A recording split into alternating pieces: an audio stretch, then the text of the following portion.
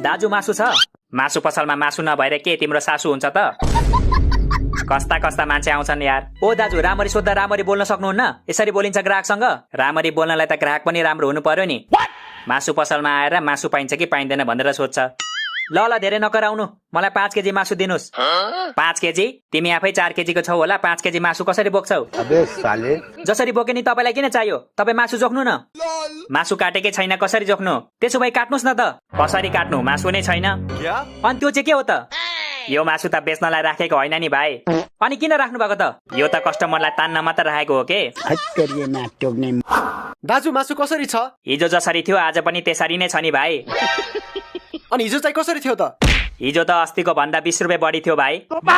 हे दाजु नजिस्किनु न हौ, छिटो भन्नु न कसरी छ मासु? के को मासु चाहियो तिमीलाई? खसी, कुखुरा, राँगा, भैँसी, सुँगुर, मुसा, बिरालो, भ्यागुता, गडेउला, के को चाहियो? यति धेरै मासु पाइन्छ तपाईकोमा?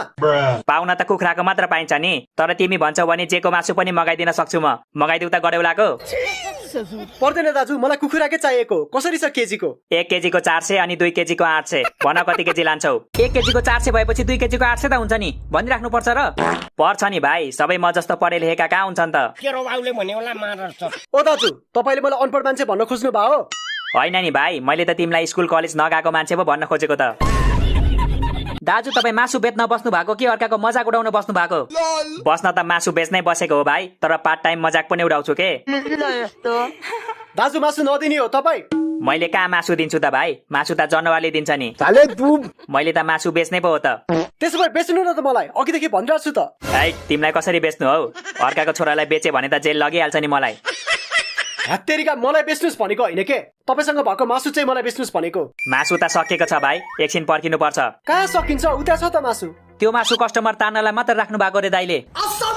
अनि कस्टमर तानेर मात्र हुन्छ? बेच्नलाई मासु खै त? रुको जरा। मासु आउँदैछ क्या भाइ, चिन्ता नगर न।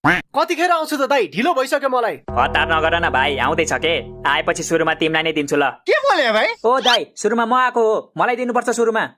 तिमीलाई त हतार छैन नि भाइ, पखन एकछिन। हतार छैन रे? मैले त झन् कराईमा तेल तताएर आएको छु। तिमीले त तेल मात्र तताएछौ ब्रो, मैले त तेलमा प्याज पनि हालेर आएको छु। जेसुकै होस्, म सुरुमा आएको, त्यसैले मैले सुरुमा पाउनु पर्छ। दाजु, म तपाईँलाई 10 रुपियाँ एक्स्ट्रा दिन्छु, मलाई सुरुमा दिनु ल। 10 रुपियाँ त धेरै थोरै भयो नि भाइ, मलाई कम्तीमा पनि 11 रुपियाँ चाहिन्छ। म तपाईँलाई 20 रुपियाँ एक्स्ट्रा